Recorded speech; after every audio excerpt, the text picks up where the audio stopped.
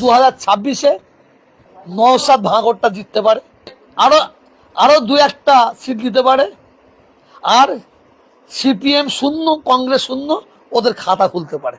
যে কদিন আগে বলেছিল তৃণমূলের লোক মরে গেলে জানাজার নামাজ পড়া যাবে না, কবর দেওয়া যাবে না, আবার সেই আবার তৃণমূলে ওর জানাজার নামাজ কি পড়বে? এক কাজ করেন, ওকে ওসিয়ত করে যেতে বলেন, ও মরে গেলে ওর জানাজার নামাজ মমতা ব্যানার্জি পড়ায়, আর তা না শওকতকে পড়াতে বলেন, তা না কাইজারকে পড়াতে বলেন, কথা বলছেন না? ও আমার সম্পর্কে কত কি বলেছিল জানেন আপনি? আমার নাকি তৃণমূলের খেয়ে খেয়ে জিম মোটা হয়ে গেছে, ও সে দেখবে, মানে আমি ওর বাপ, চাচা মানে বাপের সমতুল্য।